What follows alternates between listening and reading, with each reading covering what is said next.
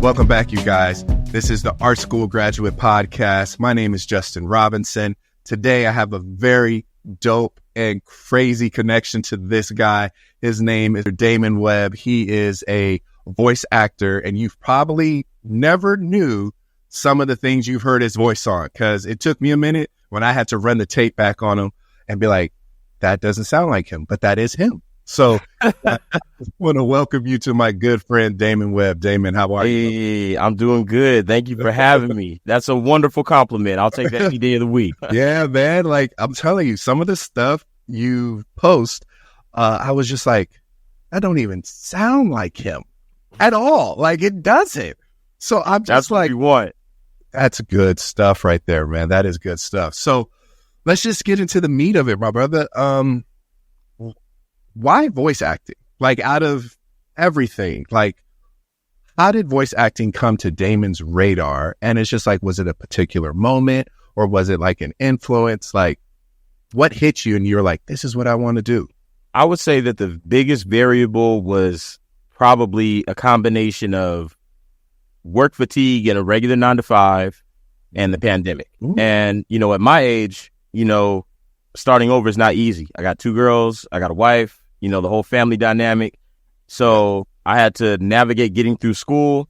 Thought I wanted to do something with audio production. Started recording people as a recording engineer, and started thinking to myself, I don't think I like this that much. Started thinking to myself, Not for me. I don't know if this works, because that's 8, 10 hours, 12 hours of being locked in with musicians sometimes, and some people just aren't necessarily that interesting or entertaining as far as that goes, and they mess up a lot, and they're not there to record, so it's kind of like wasted time. And Right. I can't stand for right now is wasted time. So, make a long story longer, after I found that out, I had to go back to 9-to-5, couldn't do it, and said, okay, what else can I do? And that was one of those jobs that I had, always dreamt about, but never thought about actually making a career. And Really? It just never popped up as a thing on my radar until I started taking a few acting classes and found out that you could take voice acting classes. And I said, okay. And then, funnily enough, we have another friend of ours from back in the day, Ryan Robinson. Ryan Robinson. Yeah. Everybody used to think we're related. I was like, man, I'm the light skinned one. That's the dark skinned one. You got it. But, I saw some of the work that he did, and I said, okay, like, there's avenues. And I know that if people that I know have that kind of talent get out there, I could do it myself too.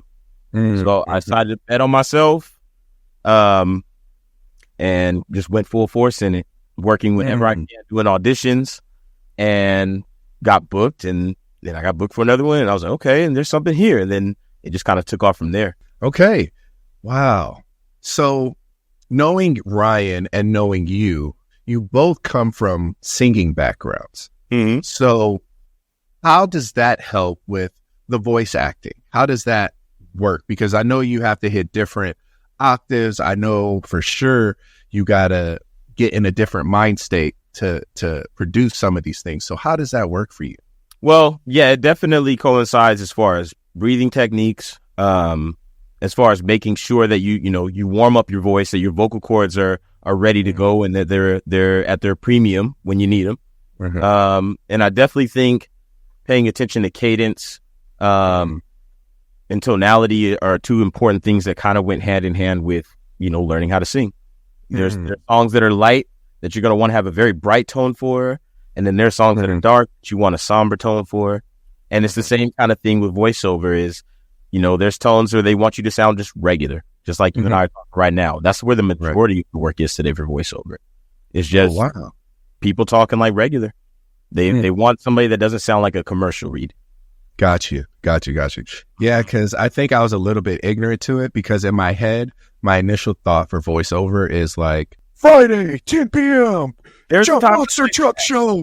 But that's everybody. I think everybody's initial thought of voiceover. No one thinks it's me and you talking right now. It could be a potential commercial, and it can, and yeah, of course, there's the extremes. Like, I love character work and being able to be animated characters, but there's a time and a place for that too. And I think that when you try and go too far with it, then people can tell that there's a lack in authenticity.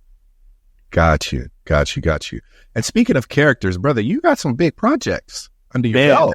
Yeah. So the first one I came across was the Camp Redrum. So, and the next major one I saw was the Steph Curry Sports Superheroes commercial.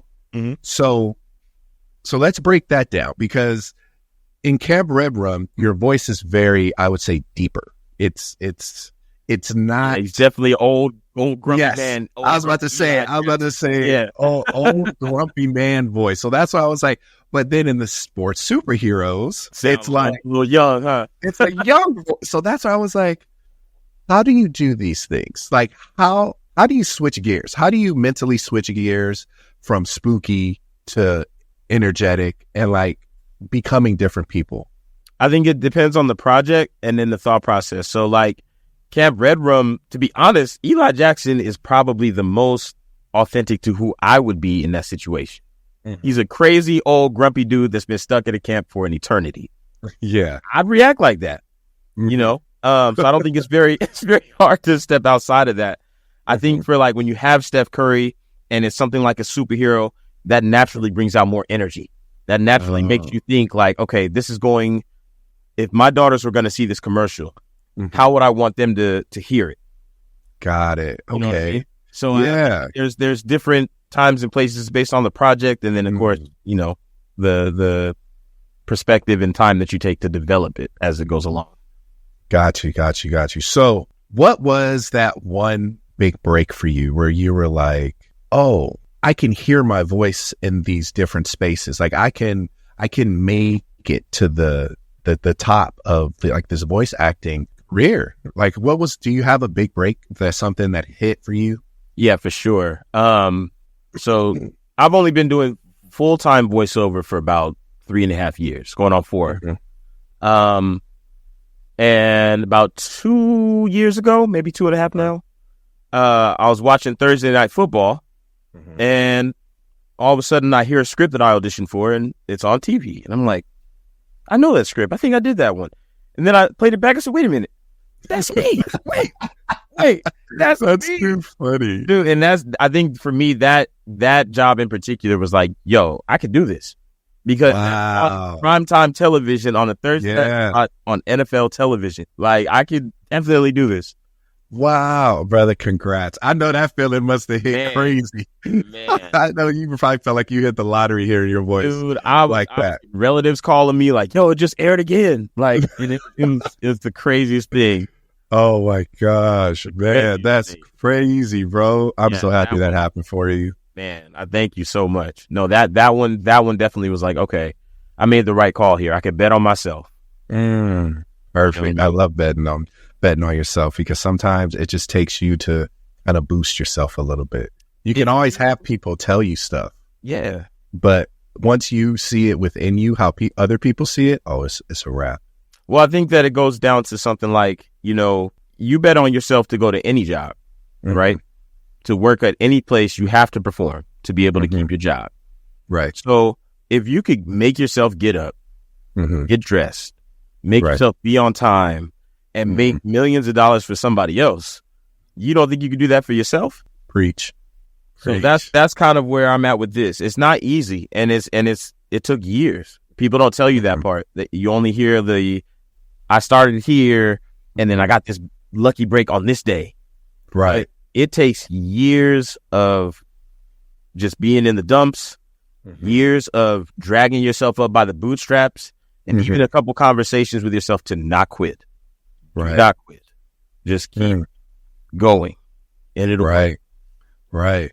So what's been some of the like most challenging, I don't know, would you say, I don't know if roles would be, but like you just said, there's moments where you felt like it took a lot out of you to keep going. So what has been the most challenging aspect of being a voice actor? You got to have thick skin for rejection.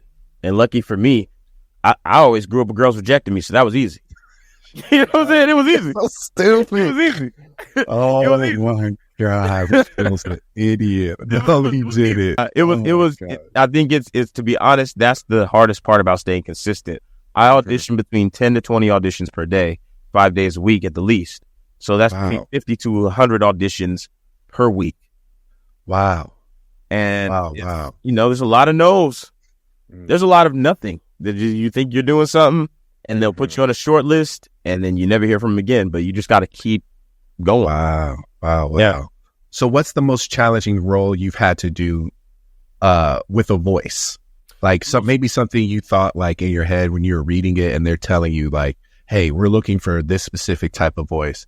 Did you ever have a moment where you're like, how in the hell am I going to pull this off? Yeah. But then you made it work.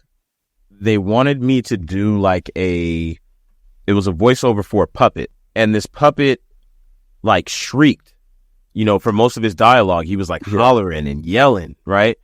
And Elmo. Worse. It was like it was like Elmo with extreme rasp. Oh. Like Elmo had a smoker's voice. And smokes. Right. But up here. So it's like constantly making my vocal cords just rattle and hurt. And I was sore for about, I'm gonna say maybe about 4 or 5 days. It made it hard to audition for that next week. But you get booked for a job, you better do it. Yeah. So when it comes to getting like new roles, how do you get your voice ready? Like, is there a ritual? Like, what helps you get into character? Is it knowing like background information on like the character you're going to be working or voicing? Or is it just pretty much you just read it and you just flip a switch and it's on? No, you definitely, you could do a cold read, which is when you get a script, you just read it. But it's really hard to convey the full context of a script that way. You have to take time to read it. If they have references for videos that have like background music, then that kind of stuff kind of puts you more in line as far as, okay, I know that this isn't the super happy-go-lucky scene, that this is more somber, whatever the case is. So yeah, the more information you can get on the background, the better. And of course, when we're talking about characters, pictures or animations of them actually in action always help. Yeah. Oh, okay. That makes sense. Because I always was just like, how do you know how do you know when it's the perfect voice? So just having those like references will help you kind of get to that idea of it. Of a younger looking character, right? Then of course you're not going to go in with a super deep voice. You're going to like tone it down. You're going to kind of like lighten him up a little bit and talk like a little boy, You're going to try and match what you see on screen. If he's a little bit more of a heftier guy, has a little bit of weight to him, maybe you'll make your voice a little bit more husky. The pace at which you talk as a little kid, you talk fast and everything's really quick and excited and surprised, blah, blah, blah. And then as a old man, you tend to talk more wise and you take your time because you don't get. So it's establishing that kind of connection with it. Oh, wow, man.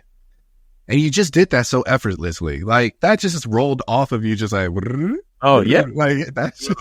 I put in more than my 10,000 hours. He's got more than his 1,000 jumpers a day. He's got it. And I'll keep shooting them until I get to where I want to be. So that's what we're going to do. Oh man, that's amazing. So let's take it back to a couple of these projects. The Camp Redrum. It's a creepy atmospheric feel.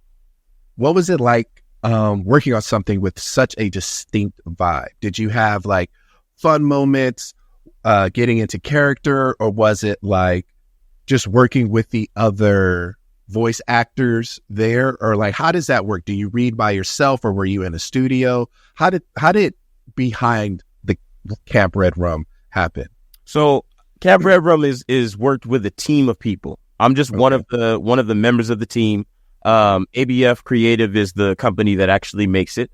They're the ones that do the editing on everything and write the stories, and then of course supply the actors. So it's a team effort. And when I'm recording Eli by myself. So I don't have the other members of the script around. It's just myself in there. And you read it 3 or 4 times in different takes and with different types of energies. And that gives them takes to select the best, options from. And then they put it together. How do they put that together? It sounds like you guys are in the same room talking.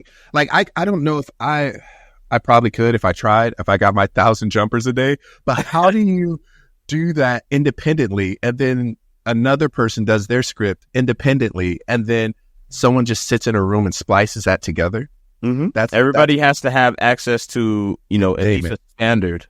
Brother, that sounds like y'all are in there just like, so how are you? I'm doing it. Oh yeah. It sounds like you guys are like looking at each other while you're talking. It's all done virtually, at least for my part. I can't speak for the other people, but I'm pretty sure they're in the same boat too. Yeah. Wow. Yeah. Voice that's a talent. The job. That's a yeah. Hey, that's a talent, dude, because I'm sitting here and when I listen to it, I was like, dang, I want to know what this studio looks like when he's in here talking. And now you're like, nah, I do this by myself. This is where this microphone I'm talking on is the same microphone I use for it. It's the same. Wow. This right here is the studio. I turned my garage is detached from my house, and I gutted it and tried to soundproof it to the best of my ability, and it's just worked out. And so I just keep. Wow. So let's talk a little bit about, and then we'll come back to some of those stories since you just brought up like the technical things of it. So like what type of equipment is required for a voice actor to have? I know you have a good mic. I can see that. Good headphones. I see you have if you guys are watching, if you're listening to this, in his backdrop behind him, he has those heavy, thick sound curtains. So like what things would a person need if they wanted to just give it a shot based off of what you know? You need I would suggest a condenser mic. I'm not going to say need because people have booked jobs off of USB mics, but you're not going to give as high of quality off of the USB mic as you get off of a condenser. What's a condenser mic? This microphone right here, it has a specific mic pattern. So every microphone has different patterns in which it captures sound in. Right. This one makes it so that it's compressed in a particular direction. So I normally want to stay in front of it. Gotcha. You can also have some mics where you can talk around any part of it and it'll pick it up. That's called omnidirectional. So yeah, there's a lot of different things, but a standard condenser microphone doesn't have to be super expensive. It could be $100, $80. An interface, so something for you to plug your mic into. Okay. Recording software and a computer. What recording software do you use? I use Pro Tools, but you can use Logic, which is an excellent one for if you're using a MacBook. It's like a bigger, better version of GarageBand just for your computer. And it's $200. I think that's what it was. I don't know if it is still the same, but $200 and it's worth the investment. And that gives you pretty much everything you need to get started. So what's behind the curtains? Is it like, or is it just curtains hanging to deafen the sound? Hanging. Yeah, they're just hanging to help dull the sound as it comes through. And normally I have like a little track around the ceiling. On the top there. Yeah. But on that track, I made a little shape over here to give me a booth.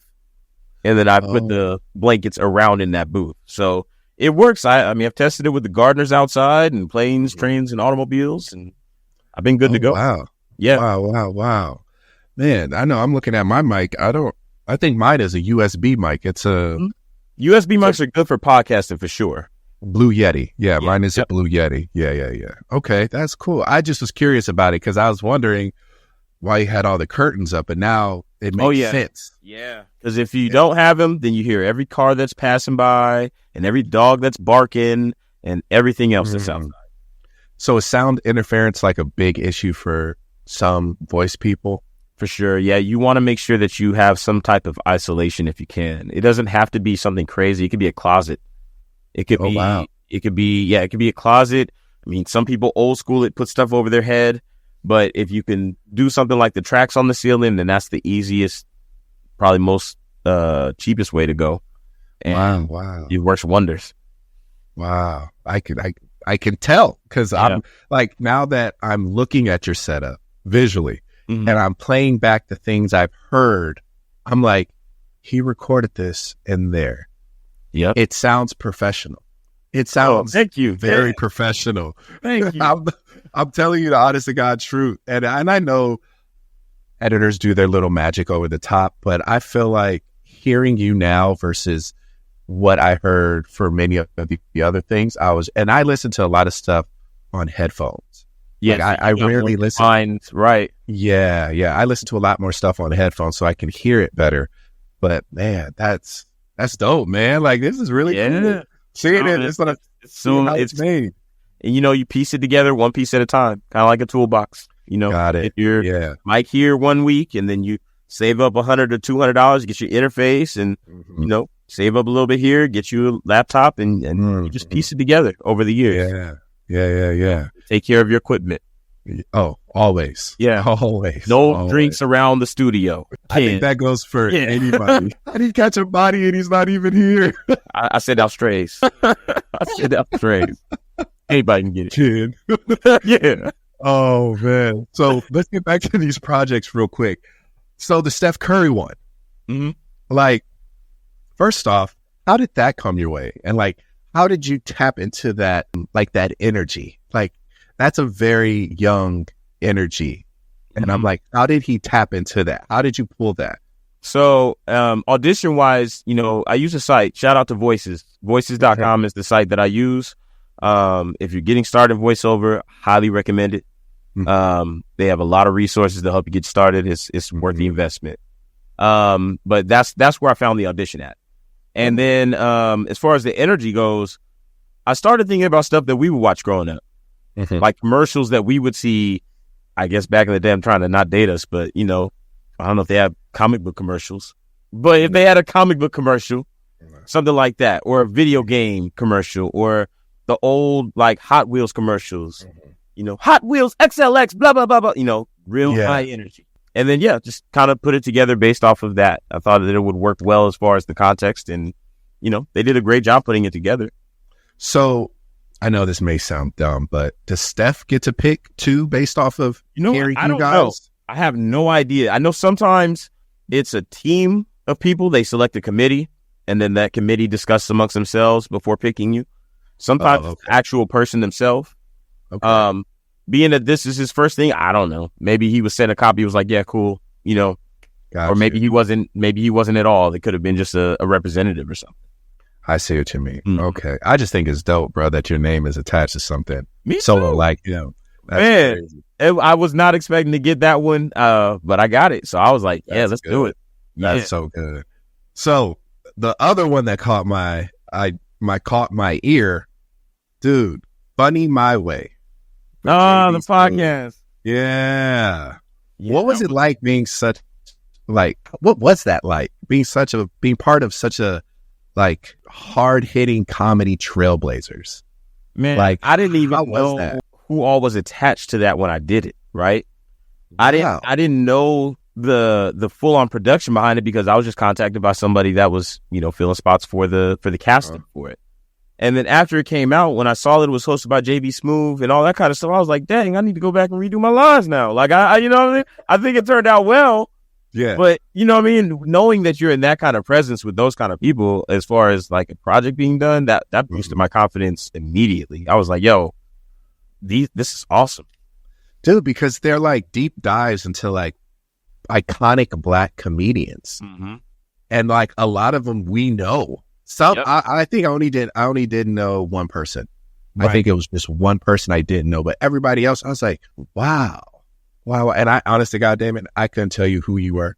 I couldn't tell your voice on when you were reading it. When I heard, I started just listening to it. I was like, is that him? I was like, that sounds like a Black man. It might be. I don't know. I was like, but I just was listening, and I was like, dang, like that's crazy. I was lucky enough to be selected to play Red Fox. Okay. Yeah. So how was it tapping into that? That was me. It was surreal because there were times where I was focusing more on the scratchy part and then more on like, you know, his delivery. And I mean, that dude was just such a genius with timing and the way that he told stories, and everything that he had written or that they had written for that show, I guess, was kind of based off of like a biography of his. And I mean, I didn't know that much about him as far as like his background before he blew up, and to hear those stories was just crazy. To hear someone come from that and to be the name that he became is just insane. Wow, man. That would have been dope if he was still around. You could have met him, and then that would have been nuts. Could you imagine, dude? That would have been nuts, man. So just to be able to honor his legacy in regards to that, and to keep people knowing who he was, what he stood for, what he did, you know, I mean, hell, I'll take that any day of the week. Yeah. So as we progress through like this story of you, and we're running into like some of these things now that is just very evident, which is like, what is your take on AI and people going that route of it? Because it's like AI can do a million voices, but like, how do you feel about that? Like, what's your, I just want to know your opinion on those things. I feel like AI could eventually develop enough to become an issue. But the biggest thing about AI is like we were talking about earlier, the authenticity of it. I mean, you could tell when you're talking to another human versus a computer or a machine. It's just something about the interaction that is quicker, faster, more variable in response in different ways than would be if you just had an algorithm that planned it. Right. So will it put things in danger? Possibly, but I don't think they would want to go that route because I think that the trends are starting to go the opposite, just being more casual. Why do you think the trends are going more casual? What about that made you say that? Like, what are you noticing? I think that when you're talking to the younger generation, you know, Gen Z and now Gen Alpha, you know, they're not just super high energy like that to me. They don't seem to be through the roof like that. They definitely seem to kind of have a good head on their shoulders, at least starting off. They kind of want to change the world in different ways that we haven't seen before. And I think that they like to be talked to. And I think that, you know, kids and women are the biggest audience of any type of media. So if you can talk to them and speak to them in ways that make them actually interested in something, then that's where the gold is. What makes you say that they're the biggest consumers of media? What makes you say that? I don't necessarily think that they may be the biggest consumers, but I think the sheer number of them Gotcha. make them more, you know, more likely for them to consume your product, I guess. Got you. Okay, that makes sense. So in the world of voice acting, it seems like it's like expanding, you know, more streaming, video games, and audio platforms. So it's like, how have you seen the industry change, and what excites you about what is potentially on the horizon? I think so. A couple years ago, before I got full-time into voiceover, for about 2 years, I had a podcast called the Blackout Podcast. And it was something that we did weekly. The same format that we did back then is the same format that every single podcast that you see now does. So it made me think, like, if we would have kept that going, how much bigger it would have been, because we started to develop a following. But then pandemic happened. People had to make adjustments. You've seen, you know, adjustments of podcasts now. I could go. So, you know, we got to pivot. But yeah, podcast and variety in it, as opposed to just having, you know, single host or shock value, which is what a lot of podcasts are going for. I think seeing some versatility. I think Camp Redrum did a very good job of opening my eyes to that. Is you can do so many different stories when the word podcast comes up, and it's not just a talk show. You know, right? Yeah. Because it even reminded me of my wife listens to them. I bet your wife does too. The serial killer podcast, you know, the one. Oh my God. Where they're like, oh, it was 7:30 at night. She was supposed to be home by 12, like those. And it goes into like the real murder details. It kind of starts off as a story, and then it goes into the actual details. So when I heard the Camp Redrum, I was like, oh, this is almost like a comic book version of these serial killer podcasts that all the women in the world are attracted to. And there are hundreds, if not thousands, of podcasts at this point out there that aren't just based off of, you know, the regular traditional form of podcasts, you know?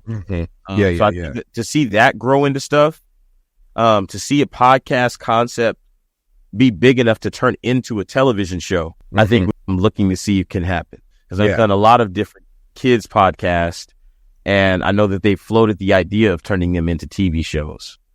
Oh, so like a Dora Explorer type thing? Well, not like that. Even like Camp Redrum, for example, you can easily animate, you know, someone that looks like Eli and put those kids in the show and make that turn into something that I believe you could put on a PBS or on a Cartoon Network or Nickelodeon or whatever the platform you're looking for is. So are you excited where the industry is headed now? I am. I think I am. I'm a little scared, but I'm more excited than I'm scared. Why? What's Because scary about it? I think the fact that there's so much competition is a gift and a curse. There's so many ideas coming from so many different places that it makes it hard to get your foot in the door as far as a pitch to a major company. Right. But at the same time, they need that new creative juice. They don't have it. They keep playing off of the same old IP and trying to make money off the same thing we've been watching the last 30 years. Right. And I think that is what excites me the most. Like, okay, look at all these creators. Like, I could actually talk to this person over here. You know, I can reach out and talk to Martian Blueberry, who, you know, is Carl Jones, who was the illustrator for the Boondocks. The Boondocks. And you can reach out and talk to him. You know what I mean? You can reach out and talk to, you know, TC Carson or, you know, all of these different people that have done voiceover and try and bounce ideas to come up with something. Wow. Man, Boondocks, that was epic. That you had to be there for when those dropped. Dude. Like, those were so good, man. I love Boondocks. Boondocks is by far one of the best animated series of all time for me. Oh, wow. Yeah. That's good. It's right up there. And I'm a big consumer. I've seen a lot of stuff. Still am. Oh, wow. That's crazy. So with so much going on in voice acting, like, how do you stay sharp? Like, I know, like you just said, it's super competitive, right? But how do you keep evolving, and how does Damon stay sharp? And this is I feel like the pool isn't as big. Maybe it's me, but I'm not thinking this is a huge pool, because I feel like it's a very niche gift and skill set that a lot of people need to have. So it's just like, how do you stay sharp in this very kind of small, competitive, evolving pool? Education is really important on staying up to date as far as the trends that pop up. And I don't think you can ever get enough education when it comes down to developing your craft. I think that's how you continually stay sharp. If you get stuck in a time frame, as far as voiceover goes, if you're a person that did voiceover in the 80s and are still doing voiceover like the 80s, it's pretty slim pickings out there. Right. So learning to evolve with what people want to hear, paying attention to the products in front of you when the commercials are on. I'm a big student when I just sit down during a football game and watch the commercials. Probably a little bit more than I watch the game at this point, to be honest, because of what I do. I listen. I'm like, okay, listen to their tone, listen to their pacing. How do they say the end of these sentences? Are they going up? Are they making it unsure? Is it a definite statement that they're making? It's all stuff that I've had to learn to kind of pay attention to as I'm watching it, as I've been working. So when it comes to like the sharpness of it, there's actual college courses, or like, where do you go to find these classes you said? You just go online. I mean, Backstage is a website that has done casting for years. They used to have magazines. But yeah, you can start somewhere there. And as long as you take your time and do your due diligence on it, they'll point you in the right direction. But yeah, there's classes all over Los Angeles, especially towards Hollywood, Burbank, those areas. There's virtual classes. My first voiceover teacher was somebody that was completely virtual. I met with her once a week for 2 hours a week, and we ran lines, and she taught me the keywords and the ins and outs on how to approach voiceover. And yeah, just went from there. So how do you keep your tool, which is your throat, your voice, your vocal cords, how do you keep that from getting worn out? Because I feel like that's a lot of stress. It is. And when you have I always tell people when they ask that question to think about the poor guys that do Dragon Ball Z. I don't know if you remember Dragon Ball Z, but anybody exactly. Imagine powering up for 4 hours. Yeah. You would be able to talk for the next week.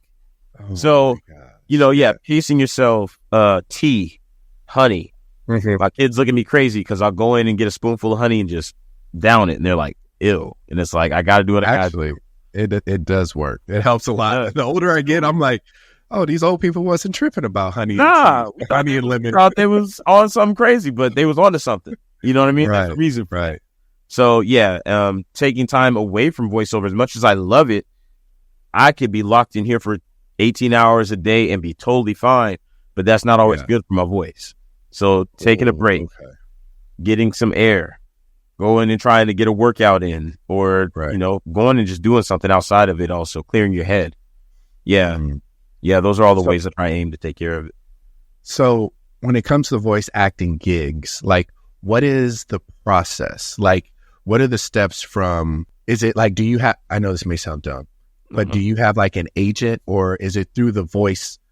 The website, yeah. the website serves as my agent for now. I am currently looking for different representation in different markets. So that's on my next activity that I'm working on currently, is looking for agents for animation, looking for agents for commercial work, looking for agents for social media. That's really where my head is this year, as far as, okay, like, gotta get this next step done. So do you get to pick the jobs that interest you, or is it about like voice? You just go on voice and you just see what they have posted? Well, I go on there and see what they have posted, but I have to like the job to do it. There's been some that I saw and I was like, that's not for me. And then it's like, I get what they're doing, but, you know, respectfully, you have to have standards for yourself. So how do you find the right fit? Like what are the things Damon looks for? If you don't want to share them because you don't want people trying to go into your niche, but like, what do you see that makes Damon go like, that's something I'm going to put effort into. That's something I want to try. The roles that really bring out my natural personality, I think, are the ones that I tend to be the most excited about. The ones that, you know, speak to me personally when I read that script is like, okay, they nailed this. I know what they're looking for. I think when you can read a script and execute it to yourself perfectly in a way that makes it seem like it's ready to go, that's typically a good match for your script. Oh, wow. So how many scripts do you think you read a day before you're like, yeah, I'll choose this, or I'll choose these 3 or 5? It's pretty quick. I do a script by script. Okay. So I don't like look at 10 of them and say, okay, I'm going to knock out all these 10, because for me, as soon as I see the posting, I'm trying to be one of the first ones in there to respond. That's just me. Maybe it's a self thing. It's kind of like a weird numbers game, I guess, I play with myself. But I figure if I could set the tone for what they're looking for, then that might give me a better chance to be shortlisted for that job. Sometimes that backfires. Sometimes it sets up a perfect blueprint of everything they don't want. They're like, oh, we don't want him, but now we know what we're looking for. Got it. Yeah. So in this journey of like coming into the voice app and you're choosing like the right one, how quick is that turnover when you submit something to them actually being like, okay, here's your contract, this is what it pays, let's get started? How like what is the process? It varies. It really does. I've had I've had jobs where I've been booked in the same day, turned it back into them the same day they approved it, and then they release funds. And then I've had jobs where it has taken months and they're just like, I don't know. And it's kind of just everybody sit around, you know, just dragging their feet. That's it. But, you know, I call those rainy day jobs, because when those come in handy, boy, they be coming in handy. You may not see them immediately. That's fine. You just keep working. And then you know what happens? Yeah. You book 2 or 3, and then that one comes in at the same time as those. And now you're really good. Gotcha. Yeah. So would you say the compensation for a voiceover actor, it's very good, or is it based off of your hustle to book as many as you can? Both. You don't start out making a whole bunch of money in voiceover. You start out doing voiceover because you love what you do and you feel like you could turn it into something more. But I'll put it like this. The guys that created South Park, their worth is over $400 million. The guy that created Family Guy and American Dad, his worth is over $300 million. The cast members of The Simpsons, each one of them clear $84 million through the course of their careers. Yeah, it can make you money. Wow. Yeah, it really can. It really can. Yeah. So in this whole process of voice acting, how do you put your little DNA into it? Outside of it being from your voice, how do you sneak in a piece of your personality?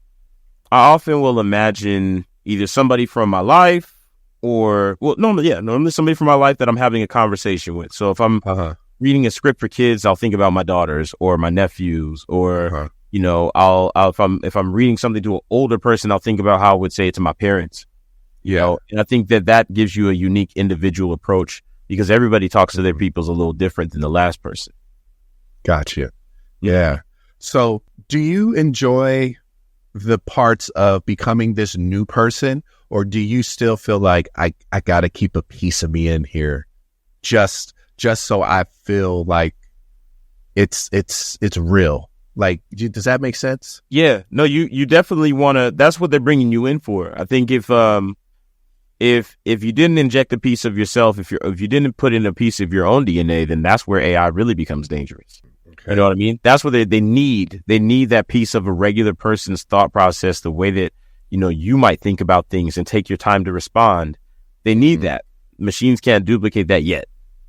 Gotcha. So now that you're seasoned, now that you've been in the game for a minute, what's something you wish you knew before you began? I think it would have been to believe that this could be something sooner. And it's kind of hard to say that because I didn't even think about doing this before. But I think recognizing what you want to do at a young age is paramount. I think that, and I say that because the younger you realize your calling, the more time you have to master it. So I think just realizing what could have been, instead of just trying to provide off of just traditional societal norms, that kind of stuff. Probably what I would give myself advice if I could go back. Start earlier, fool. Start earlier, fool.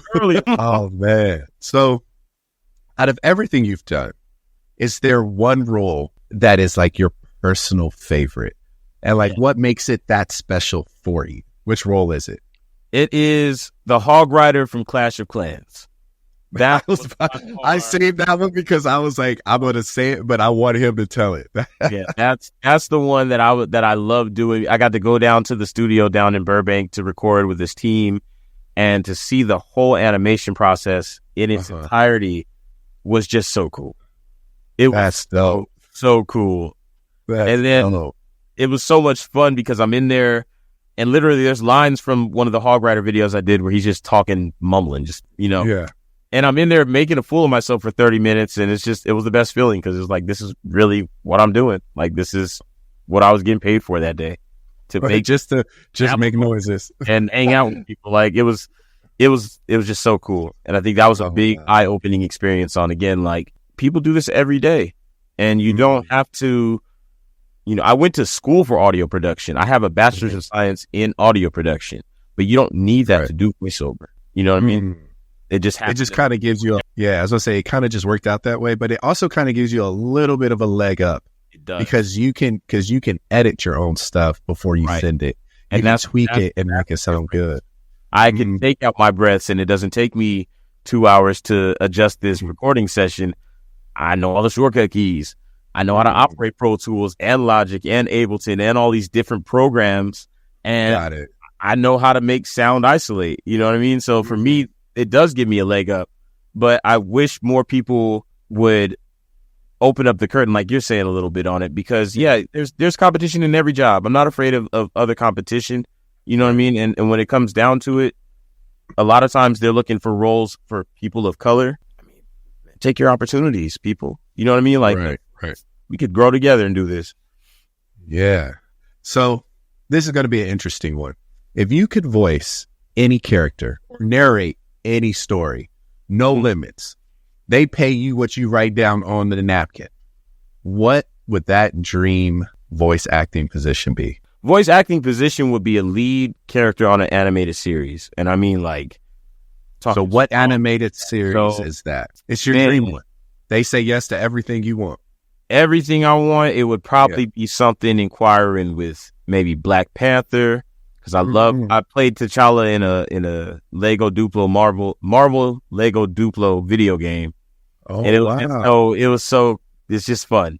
And I feel like that character would have a lot of fun. Also voicing, a Miles Morales Spider-Man would be awesome. Yeah. I love all the Ninja Turtle stuff that they've been doing and coming out, so I can't say that, but just old stuff that we used to listen to and watch back in the day is really what I would see a reemergence of. I'm at that point in life. Okay.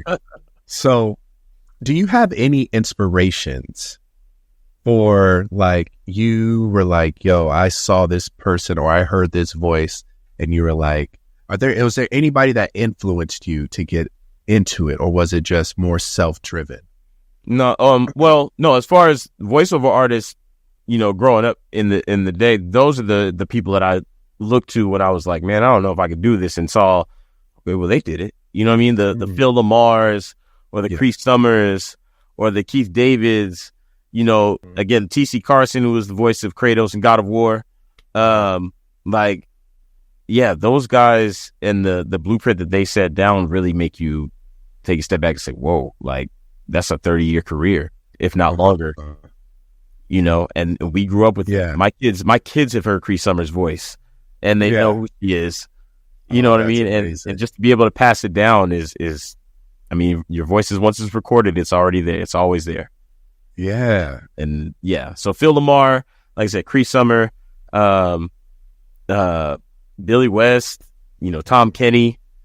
I mean, I can go on and on and on, but those are the people I look at and say, like, they're unparalleled in talent. I'm trying to get on that kind of level one day. And what makes them stand out to you? What is it that you hear or that you've seen, or work ethic? What is it that stands out? Well, I think that when you talk about somebody like Tom Kenny, it's versatility, or Billy West, it's versatility. You know, you don't think about Doug Funny and Ren from Ren and Stimpy and, you know, Fry from Futurama all being the same person, but they are. Right. You know, and Cree Summer is just, her voice is so distinct that no matter what she's playing, you're going to listen because you've heard that voice. It feels like home. It's so comfortable. Yeah. You know what I mean? It's they all have these amazing qualities. The richness of Keith Davis' voice is just so regal. Even rest in peace to James Earl Jones, but, you know, it's so regal, and you can't duplicate that. That's amazing. Well, speaking of regal, man, I want to congratulate you. I saw you post it. You hit 100 5-star reviews on Voice. Hey, yes, man, sir. You did that a few months ago, and I know that's huge for somebody like you who initially thought, man, I can't do this, and now you're in it. You're in the thick of it, brother. You are in the thick of it. And so I was just curious to know, you mentioned how working retail helped with your approach to this client service and voiceover work. Could you break that down? How did that work? So working in retail for 14 plus years now at this point, like, you got to have some thick skin to the way that people respond to you, which goes into the rejection factor of this. You have to be able to be humble enough to when somebody tells you they don't like the product that you're giving them, suck up your pride and go back and do what they're asking you to do, because that's what they're paying you for. I think that delivering a standard of word of mouth is extremely important. And that's where I've gotten a lot of clients for jobs where I haven't even had to audition, because they say, we heard you here. We heard the way that you work. We like that. You think you could do something with us? Like, all of that goes hand in hand with those learning experiences from learning how to work in retail. And it sucked at the time having to learn how to do that for that long. But I also learned there's never been a client that I'm willing to leave unhappy here. I will work to the bone until this project is ready to go to the way that you want it to be. And because it's something I love doing, it's so much easier to do it. I'm happy to do it if I need to do something else. Think you're being honest with me. Yeah, that was my fault. Yep. What do those testimonies mean to you? A lot. In your continual growth in the industry? They mean a lot. I think that my clients are a big reason as to why I feel confident that I can keep going. When you hear somebody tell you that they would work with you 100 times out of 100 times and are putting all this stuff under your name, to me, it's not that I get a confidence boost in a negative way, like I become cocky. It's more of like, I appreciate that so much. Yeah. Like, you don't know how much those words mean and what they do as far as keeping me waking up every day and then getting up there and busting my butt. That's a big reason as to why I do it. Wow. Damon, my brother, you've achieved so much in your career, man. Hey, from voicing diverse projects to working with like just super incredible people. When you look back on this journey one day, just curious, man, how do you hope to be remembered? Because this is like hearing you speak about the voice actors that heavily influenced you. How do you want people to hear Damon Webb's voice and be remembered? In the same way that they've remembered our fallen voiceover actors and our present ones. I want to be immortalized as somebody that loved to do voiceover, and that really everybody knows gave every single ounce to it. I mean, outside of that, the most important thing, of course, is being the best father I could be, being the best husband I could be. All of that goes first. But behind that, that's what I want my mark to be on the world is. This guy was an amazing voice artist. He can never be duplicated. And he left his stamp here in a very special way. And that's what I want. I want to be known as the voiceover guy for sure. In animation. Voiceover guy in animation. Okay. Well, Damon, where can the people hear your stuff, or if you got any other projects dropping? Yeah, you can go on my YouTube page is actually under Scoop Alexander, it's my old podcast name, but all of my demos are on there. Of course, you can hit me up on my Instagram, again, Scoop Alexander. It's the same thing across all platforms. Made it easy that way. And of course, send me a message. You can email me. I have all my links on all of my stuff, LinkedIn, whatever you use. But that's where most of my projects are. Yeah. Okay. And of course, shout out to a series that I'm working on. It's called Smudge. Episode 2 is coming out soon, and my character Wendell has a big part in it. So I'm super excited to see that coming down the pipeline here. So keep an eye out for that on YouTube. It's a YouTube animated series. Nice. Yeah. Yep. Nice. Well, you guys, thank you for taking a listen to my podcast today. My name is Justin Robinson. My guest today was Damon Webb, the talented Damon Webb. Man. And this is the Art School Graduates Podcast. We'll catch you guys later. Peace.